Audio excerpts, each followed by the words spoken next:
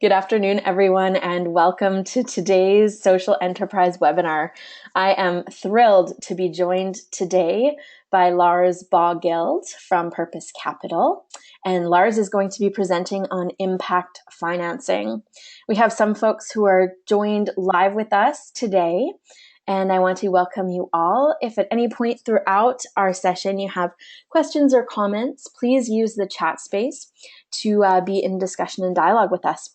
As participants in this webinar, we cannot see or hear you, but you should be able to hear both Lars and myself, as well as see Lars's PowerPoint slides. But because we can't see or hear you, we'll really rely on that chat space for ongoing conversation during our time together. This webinar is being recorded, so you will receive an email after the fact with a link to the webinar recording. And we're really excited about this series, the Social Enterprise series, which is being put on in collaboration between the United Church of Canada's EDGE Network and also Small Business Solver. And the purpose of these webinars is to really be building a library of resources for social innovators and entrepreneurs. And I know that today's topic with Lars will be definitely a great addition to that library. So please feel free to check out the other webinars in the series. They can all be found in a YouTube playlist under the United Church's EDGE page. I think that's all of the housekeeping from me today. We'll have time for questions throughout the series or throughout the webinar, and then we'll also leave some time at the end for any additional questions. So at this point, I am going to turn things over to Lars. Welcome, Lars. I am thrilled to have you here with us today. Thank you so much for taking the time to be with us. And I'm wondering if you could start us off by just introducing yourself, let us know who you are, a bit about Purpose Capital, and then we can jump right into things. Perfect. Thanks so much, Lauren. So as was introduced, my name is Lars Boggild. I'm Manager of Client Services with Purpose Capital. Purpose is a impact investing advisory firm. So we help advise our clients who are mostly either investors or NGOs who are looking to deploy more of their resources, more of their capital for greater impact. Whether or not that's seeking values alignment or greater fulfillment of their missions. Our role is really to advise and provide the education, research, and strategy that helps folks deploy more of their capital for to matter to the world, as our kind of tagline is.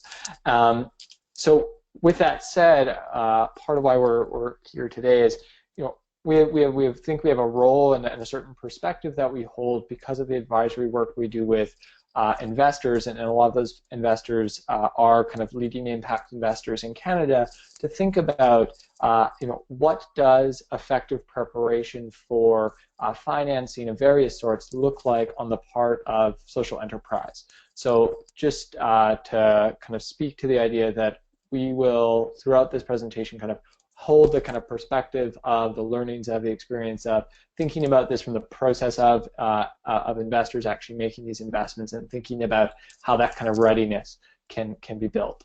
Before I go on, one thing I would say is just some kind of credit and acknowledgement. So a version of this kind of presentation I actually co-delivered maybe a month ago with a colleague from the Mars Discovery District, Mary, and I drew from that heavily in preparing this. So I just want to kind of acknowledge her contributions to some of the material as well.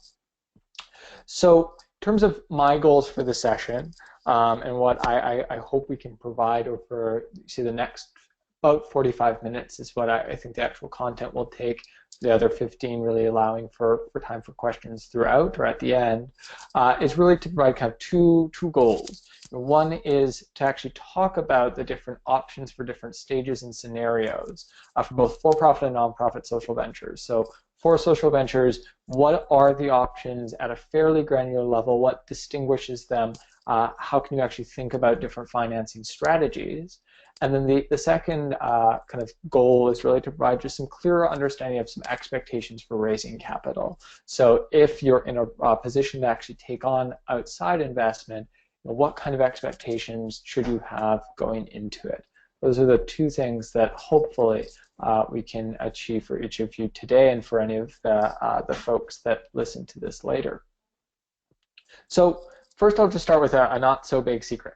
And that is that impact investment and financing, it's investment in financing. I know that sounds a bit trite, but it means something. And really what it means is that it's for organizations that can generate sufficient revenues, and that could be from grants, that could be earned revenue, that could be from for-profit venture, to repay that investment at various levels of return and various conditions. But fundamentally, we're talking about repayable sources of capital, not necessarily grants. Now, non-repayable capital, for example, grants, can form a part of a financing strategy, but it's not actually investment. And not from a kind of a financial perspective. It's not a financial investment.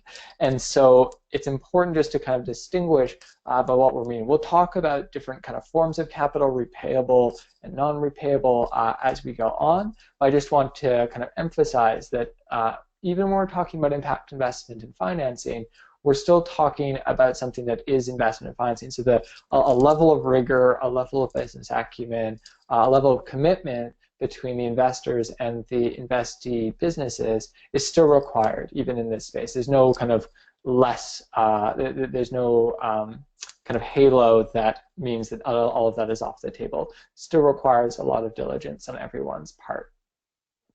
Lars, it's Lauren here. I'm just going to jump in. I'm not sure. I still have your first slide up on the screen here. Have you been advancing the slides? I just want to make sure. Yeah. Okay. See.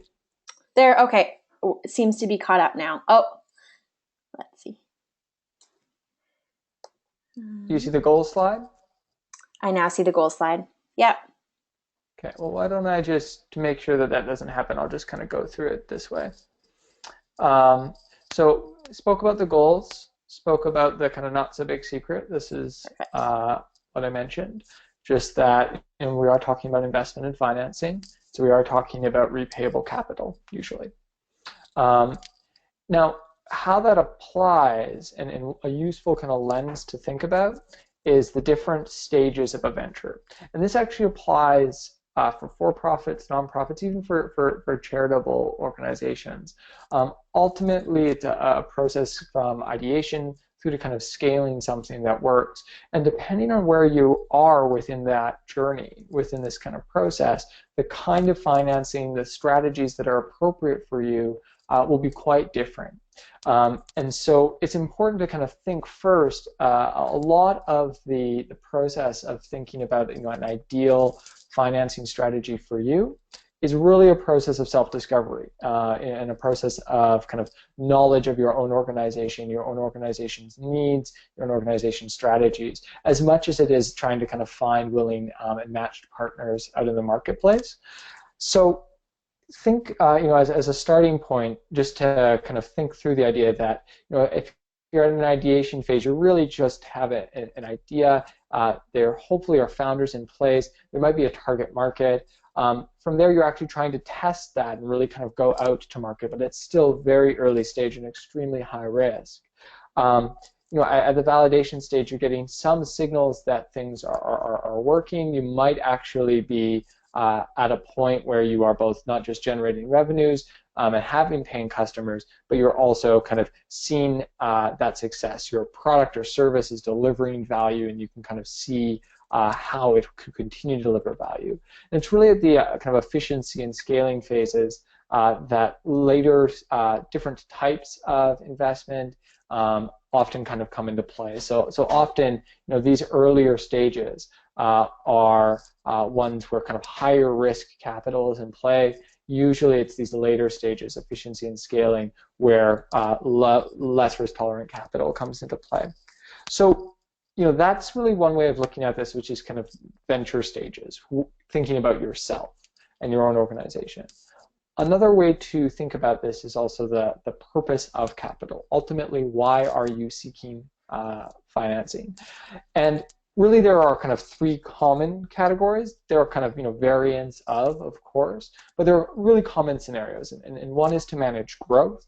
Ultimately, you're in a position where you need capital today that will allow you to grow the amount of business you do in the future. Second is to kind of capitalize assets. So, a good example I often use here is think about something like a windmill development project, a wind turbine development project. There's something where you're acquiring a fixed asset, the windmills, and ultimately you kind of have a clear eye as to how at that point that new asset will generate cash flows. So there's that kind of capitalization need. This could also be acquiring a building or acquiring new equipment within your operations. And the final thing is to manage cash flow. Many businesses have different sales cycles. They deliver services today and get paid later. In the case of many nonprofits or charitable organizations, perhaps they deliver a service and then get reimbursed by the grant makers. This is a cash flow management challenge, and so different types of financing will come into play for each, but ultimately understanding the purpose that you have for the capital is key in terms of actually understanding the ask that you're making of different investors and the kind of investors that will be relevant for you. Ultimately, there's different kind of specialized investors usually for different types of need, and so it's often very important to kind of think first, both where are we at in terms of this journey and what are we looking to use the capital for. That's a really important starting point to kind of truth and ground what you are actually looking to do. So going from there, let's kind of talk a little bit about capital options. So different options that are really at play for you. So the first is to think about types of impact capital, and we really think about this as non-dilutive financing. This is the kind of non-repayable debt, and then equity. And I'm thinking usually here for organizations that have the option to issue equity, so that might be a cooperative, a for-profit, limited partnership. As an example, nonprofits and charities usually cannot, and so this would be kind of off the table for them. But in terms of non-repayable capital, what do we mean? So things like grants are an example.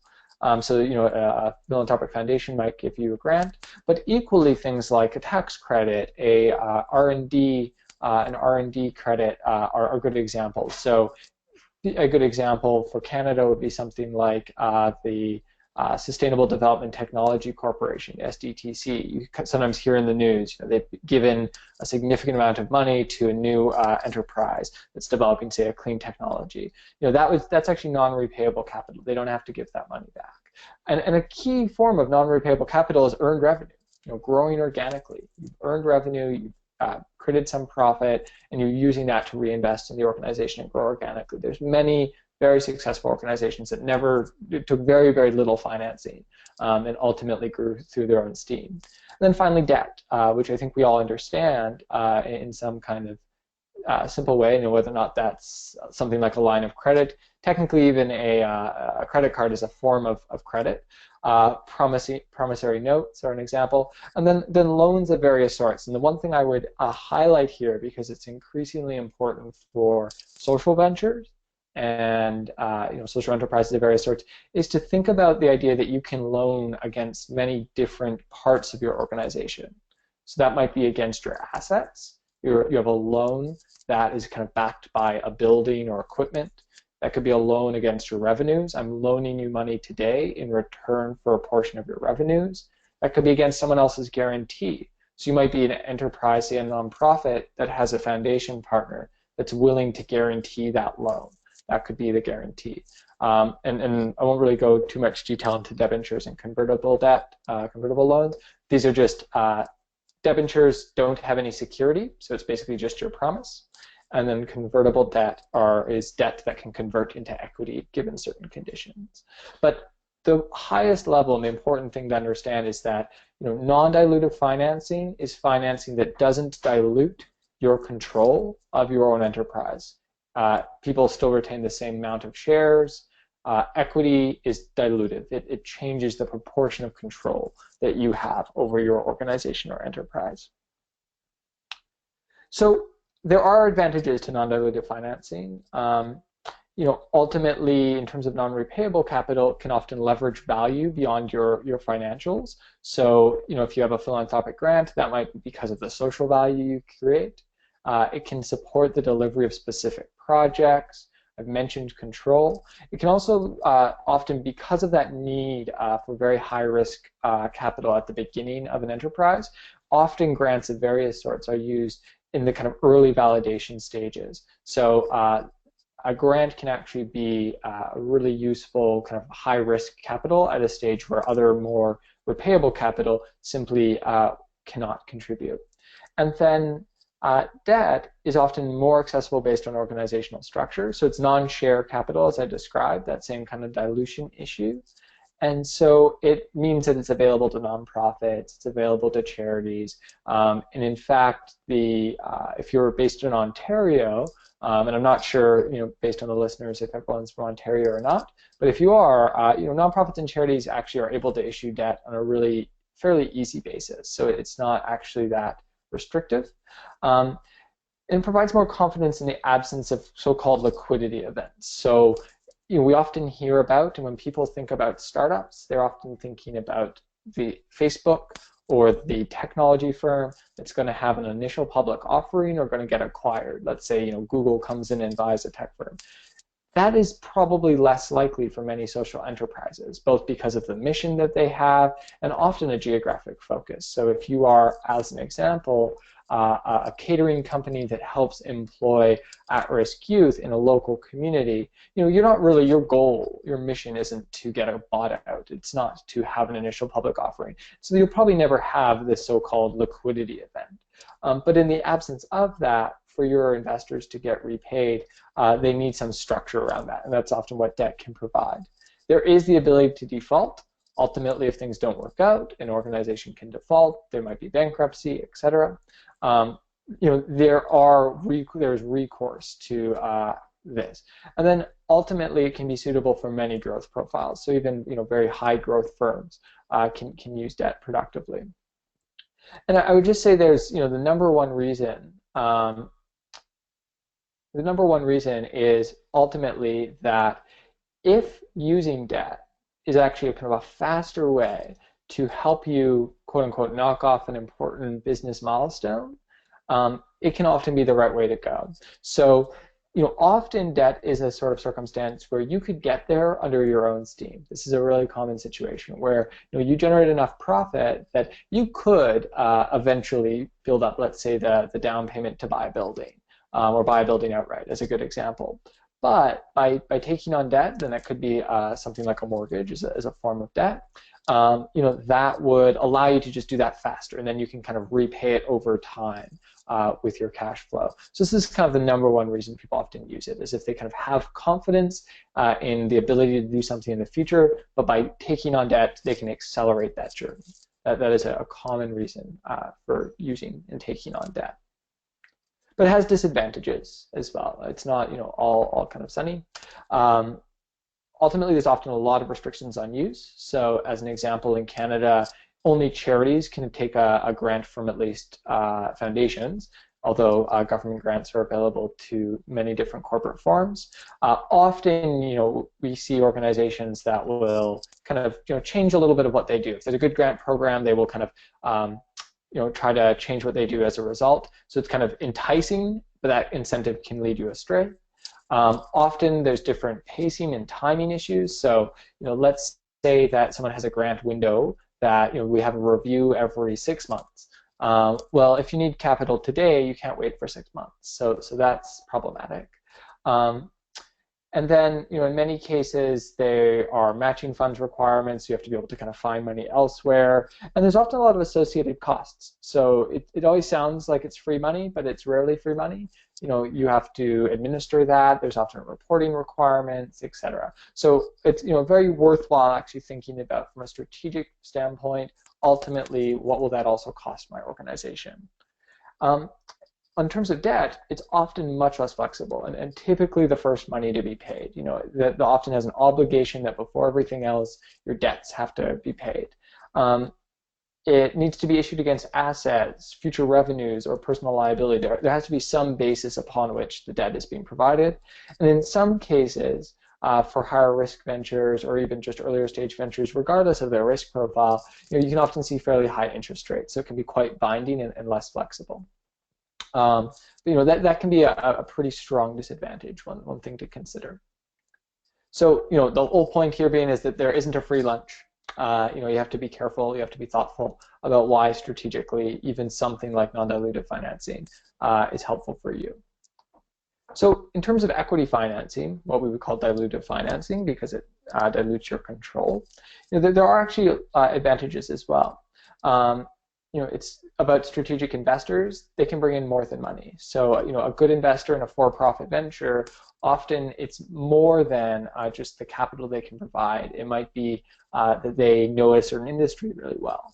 They might know other people that might be your future customers.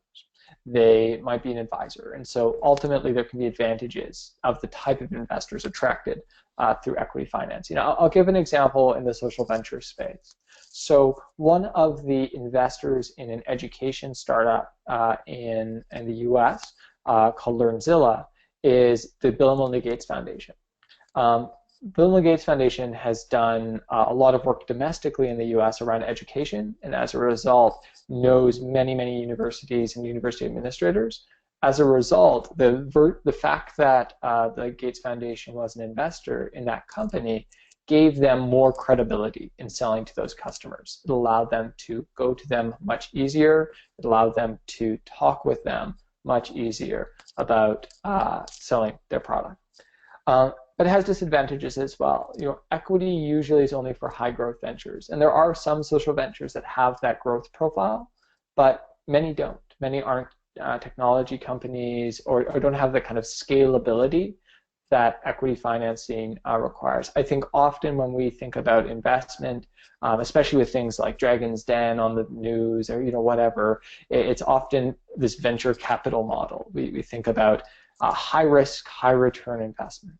That is not all finance. It's actually, if you actually look at the global numbers, it's a very small proportion. It's actually in the range of 5 to 8% of global finances in that space. So it's very little. And there's other disadvantages as well. That loss of control, it can actually be really significant if you have a investor who doesn't agree with your strategy. There's stories of people who built firms to eventually lose control and in some cases get ousted from that firm. That's kind of the horror story, but it still happens. Ultimately it's a question of whether or not your investors get your mission. Do they really understand what you're trying to do? Do they believe in it? Do they believe in you? Are they aligned? It can often be more time consuming and expensive to issue equity, and there's compliance requirements. So there's lots of pieces to it, and ultimately it's kind of one of these can you live with it, can you live without it situations. It's kind of like marriage, because you're ultimately bound up with your investors for a very long time until that exit happens. So in many cases, and what we're increasingly seeing in the social impact space, is that people are recognizing that these exit events, these liquidity events, an IPO, an acquisition, et cetera, are going to be less likely. And so we've seen a couple things emerge. One, and I apologize for jumping around in the presentation a bit, but it'll help, I think, is that people are using different forms of debt to kind of act like equity, but not actually be equity investments. So as an example, people are issuing loans against people's future revenue. So they'll say, I'll give you a loan, and in return you're going to give me, say, 3% of your revenue each quarter until I get 2 times my initial investment back. So it actually is equity-like in the sense that it varies with your performance. It's not as binding. So that's one strategy people are taking, is being kind of creative with that. And the other strategy people are taking is creating holding companies. So, a company that is invested in an organization but never really intends to leave that commitment.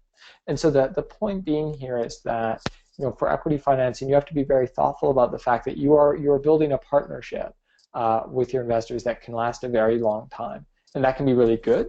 That can be a really beneficial thing, but it can also be a downside too. And so it's worth thinking through kind of carefully, what would that look like?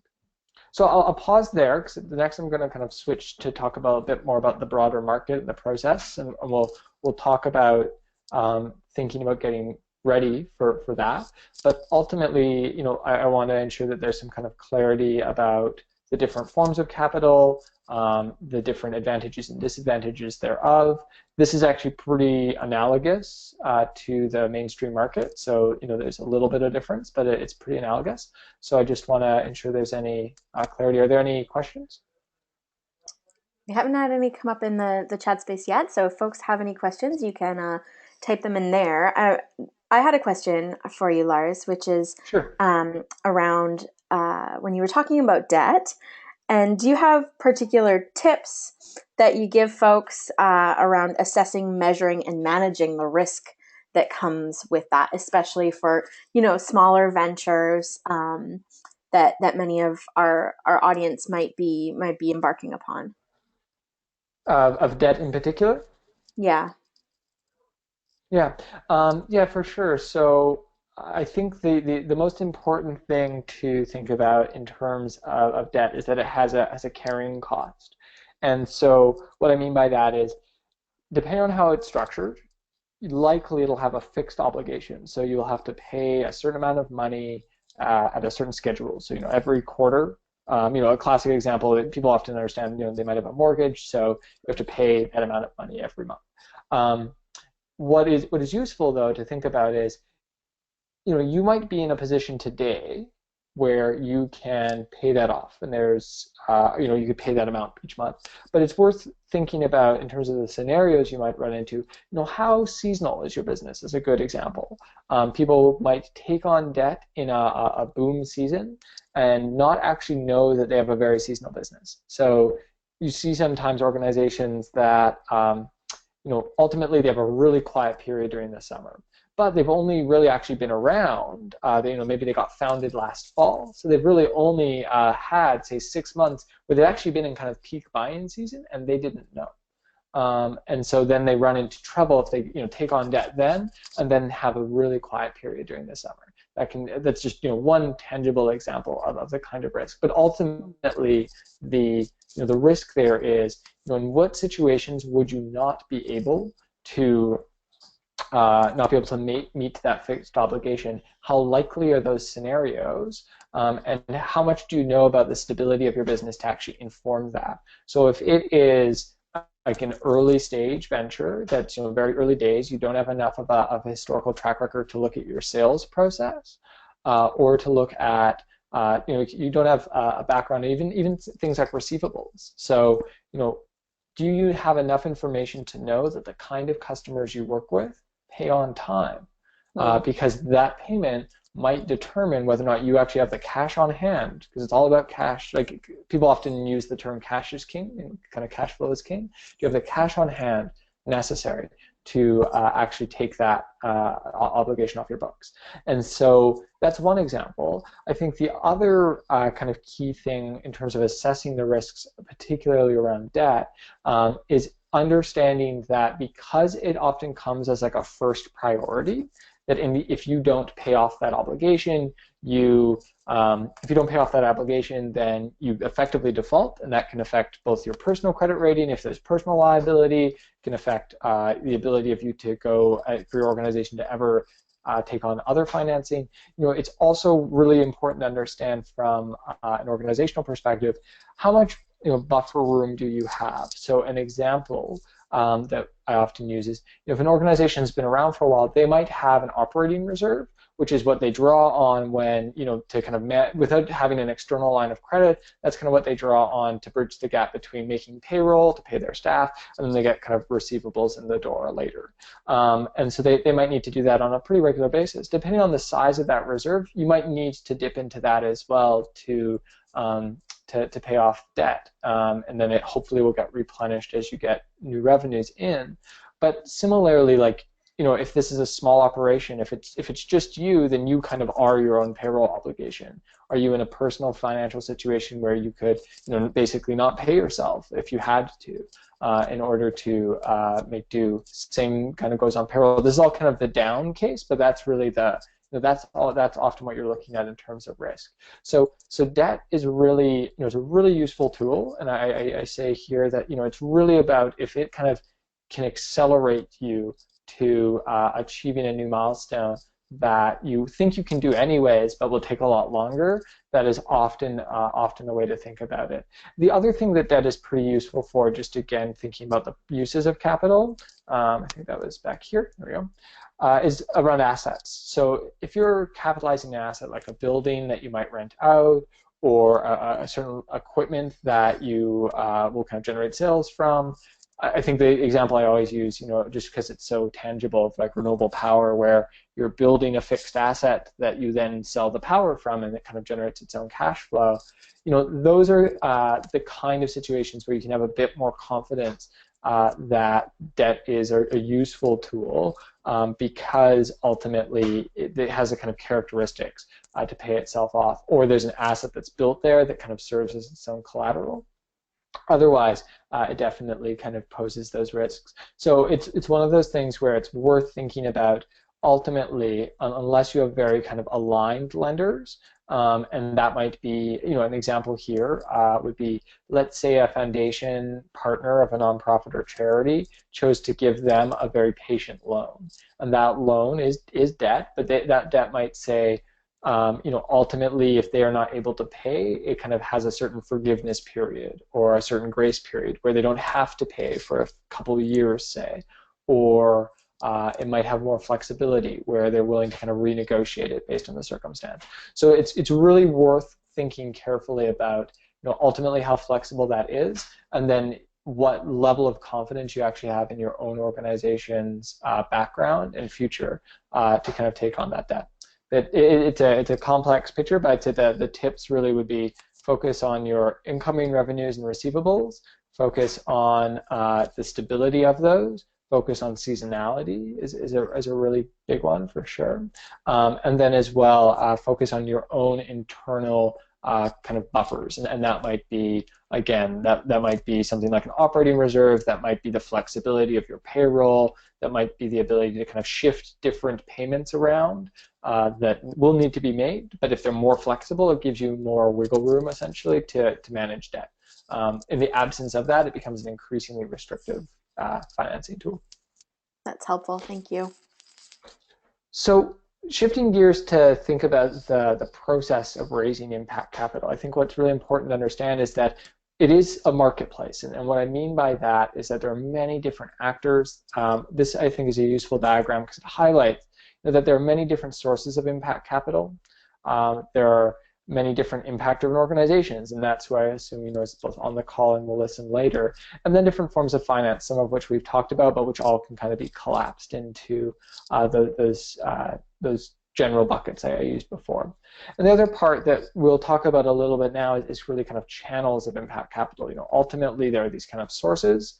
They might make direct investments, but there often are many channels through which that capital flows.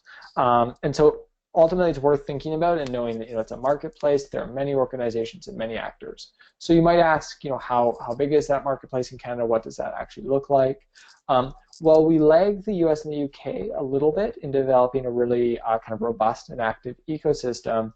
It's not insignificant. So there's about 6.4 billion in Canada self-described impact investment assets that are kind of actively seeking social ventures, social enterprises, nonprofits and charities with which to make these investments. And that varies from high net worth individuals, foundations, credit unions are a large source, solidarity funds, so particularly in Quebec, there's a lot of these labor-sponsored solidarity funds, Aboriginal financial institutions as well. And this has grown significantly at about 55% growth from 2013. So that is both people redescribing themselves and kind of saying, oh, we've always been impact investors, now we have a label.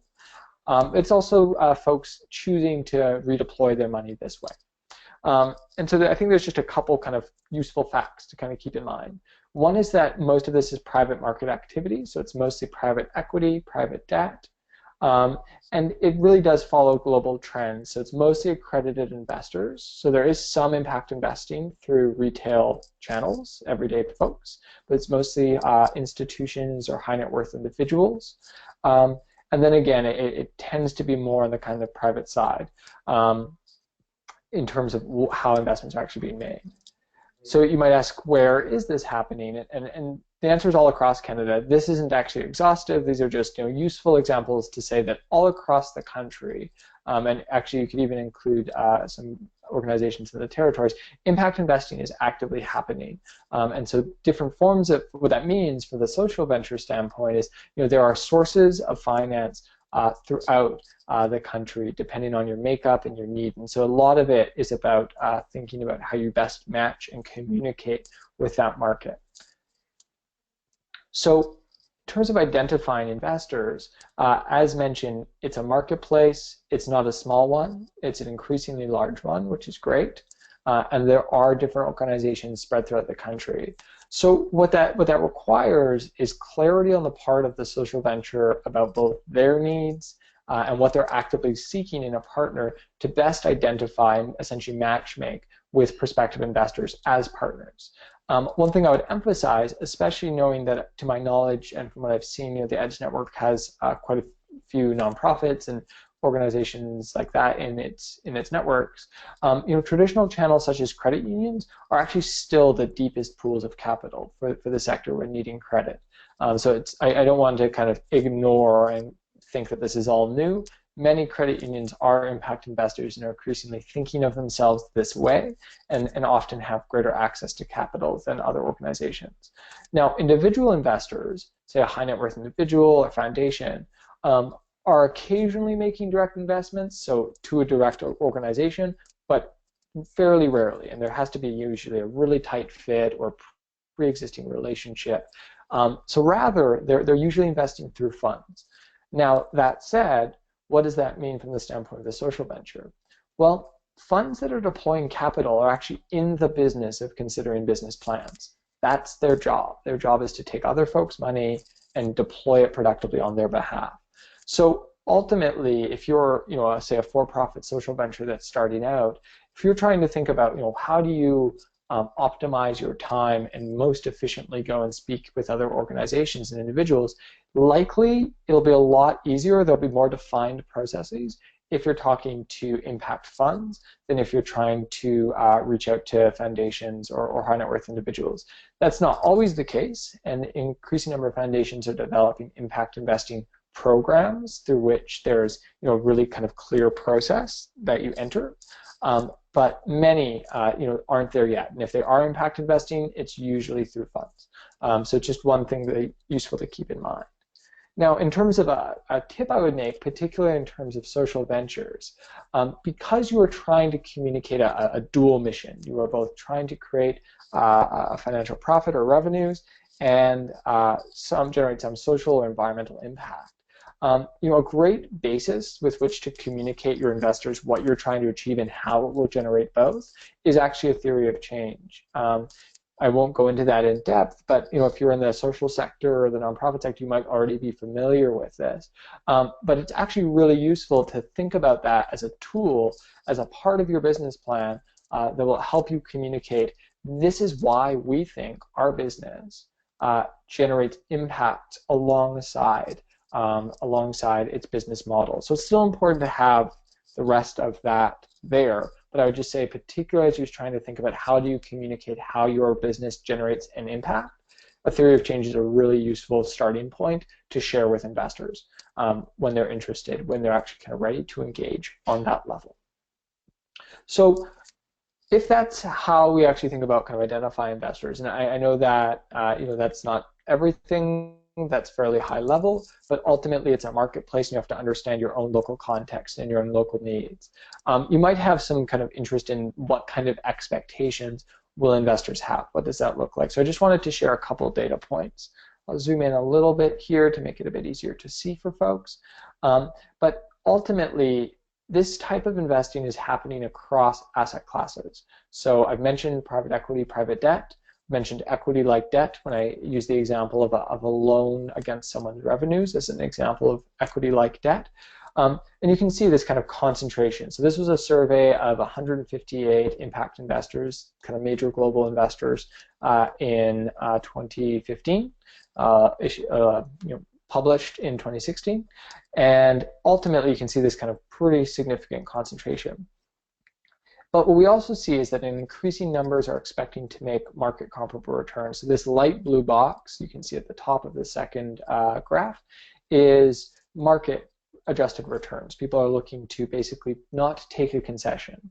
Now, that said, you see in the kind of darker blues here, these are groups that are saying they're taking it below market, but they're either near market, or those that really are just looking to get their money back.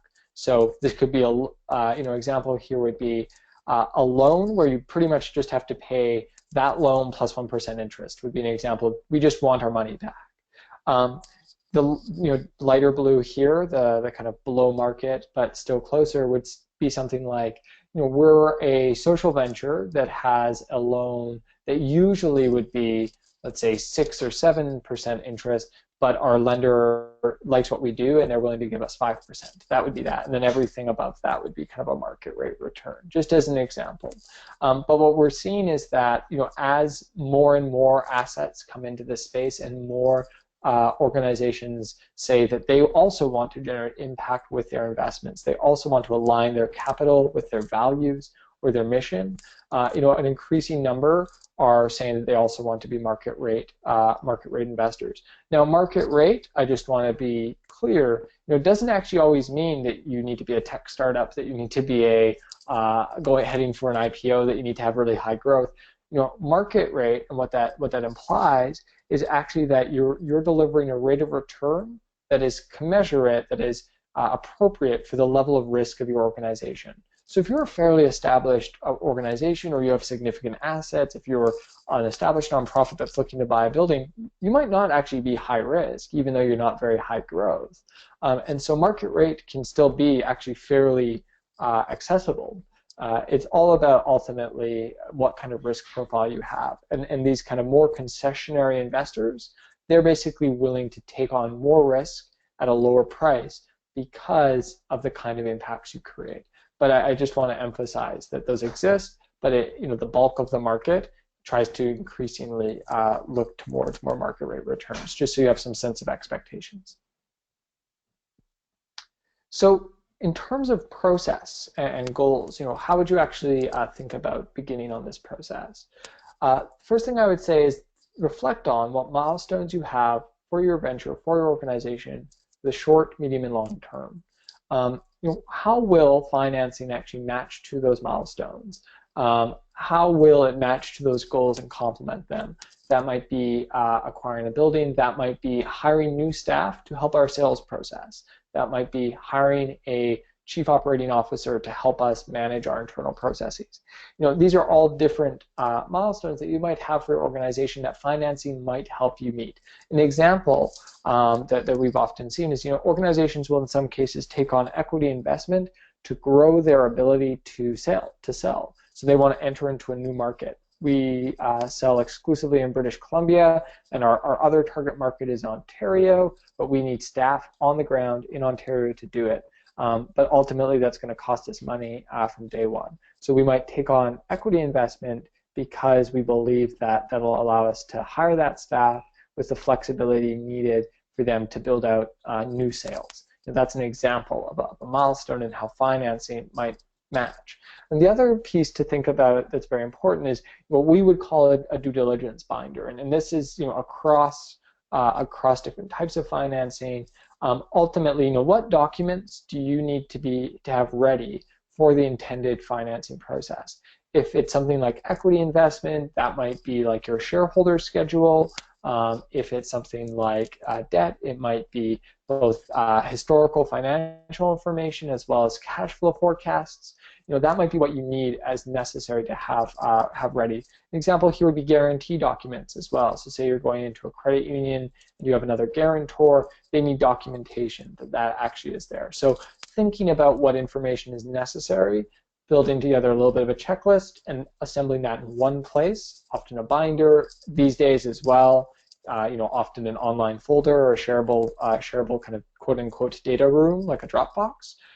Is another way to do that. But ultimately, that's often a starting point for the process of how you would go about beginning.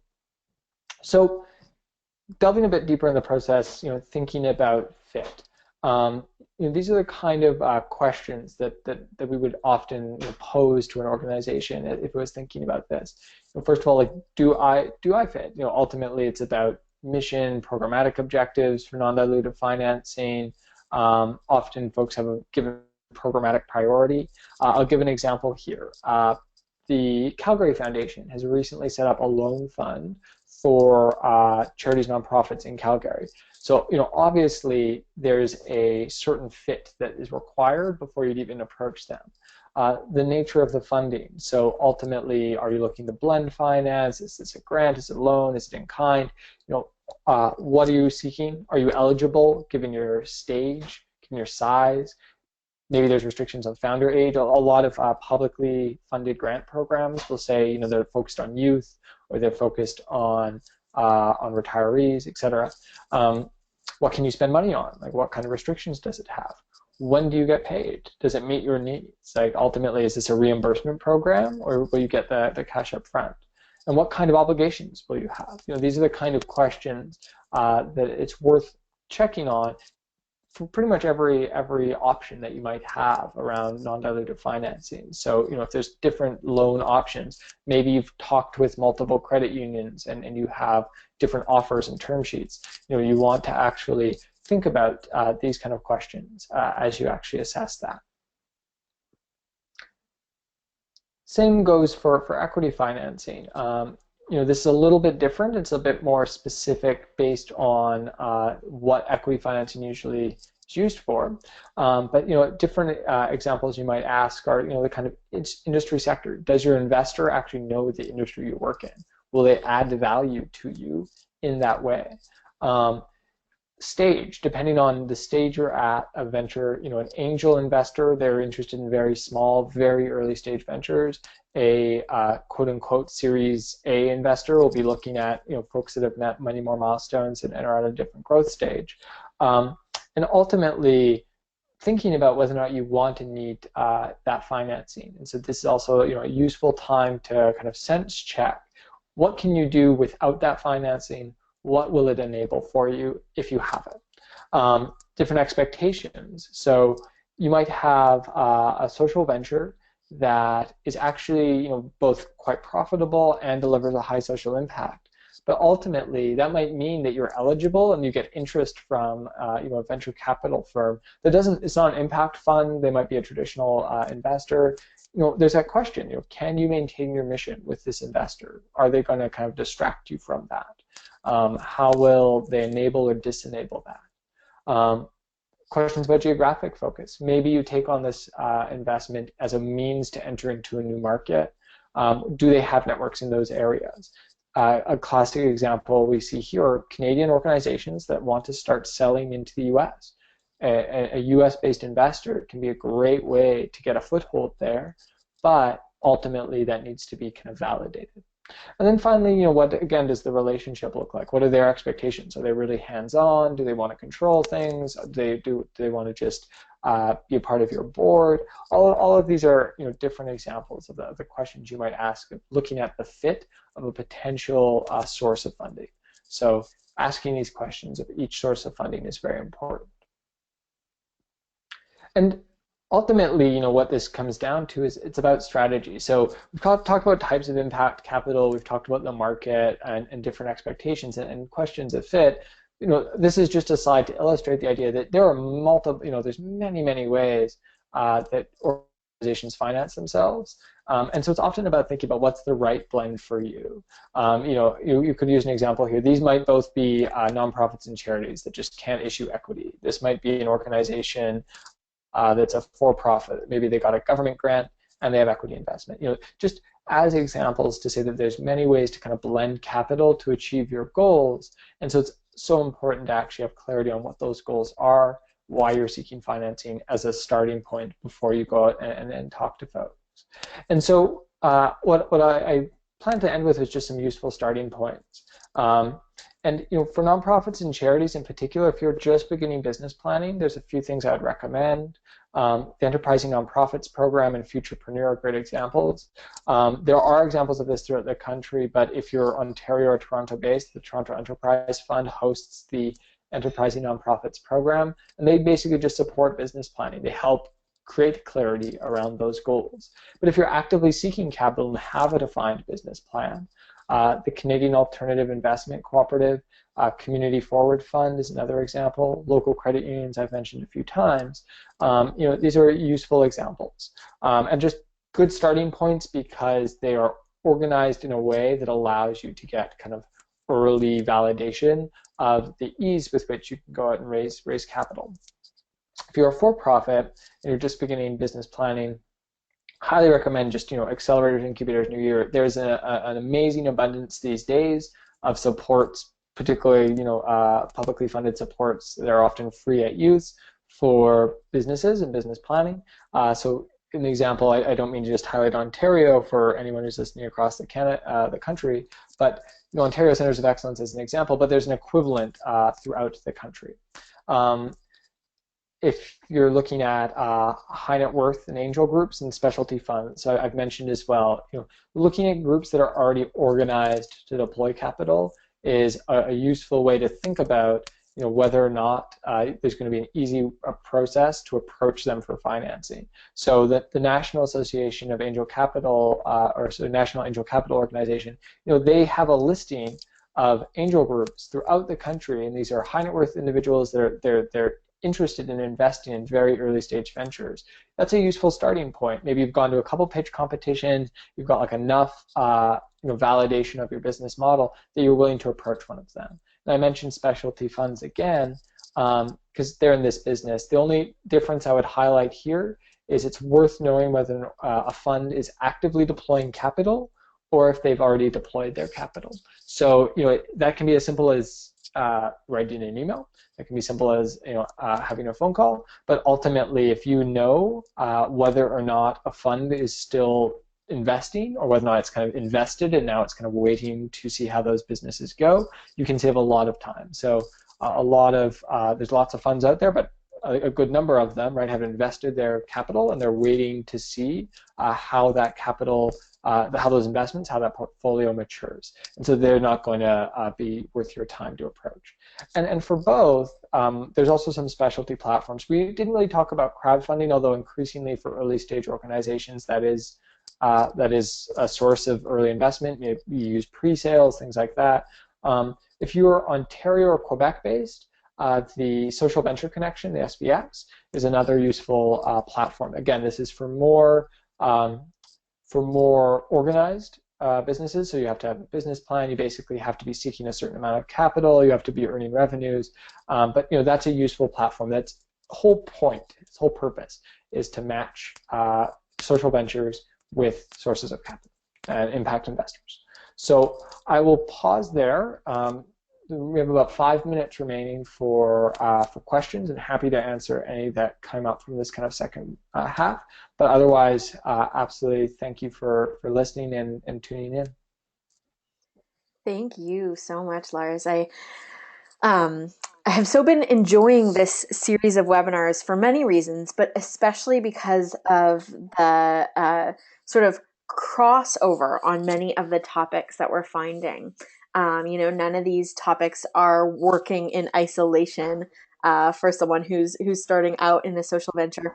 And so, you've talked a bit about earlier on in the session, you talked a bit about the importance of sharing the story of your organization with potential funders. And we had a fabulous webinar back in the spring with JDC, 3 women from JDC, who the whole topic was around sharing your story. So some helpful tips there. And we did actually have a webinar a few weeks ago on crowdfunding. So that couples really nicely with what you've talked about today. So just I guess I'm offering this as an observation, but also as a recommendation to folks. If there are some of the topics that Lars has touched upon today and you want to kind of go in a certain direction with them, definitely check out some of the other webinars in this series. And it's a good reminder too, that the purpose of this is really around collaboration. And that's a big hope that we're working towards in this series. So thank you, Lars, for kind of covering a lot in this hour, and also planting some of those seeds of places where folks might go. And I especially loved the tips and helpful places to start at the end there. And I know for me in working with folks as they try and find the best resources and start off, that those last few slides was a really helpful starting place. So thank you so much. Oh, you're welcome. So yeah, if there aren't any questions, we can leave it here, but happy to hang on if there are. Awesome. I don't see anyone typing, but I do appreciate that you put both the Purpose Capital website on this last slide here, as well as your email address. And are you okay with folks reaching out to you directly? Yeah, I don't mind. I caution that usually it takes me a couple days to get back, but happy to try to respond. Fabulous. Thank you. Thank you so much. Thank you to everyone who's joined in today. And I know this was one that I heard from many folks. They were very interested in joining in, but weren't able to be here live. So I know many people will be watching this webinar after the fact.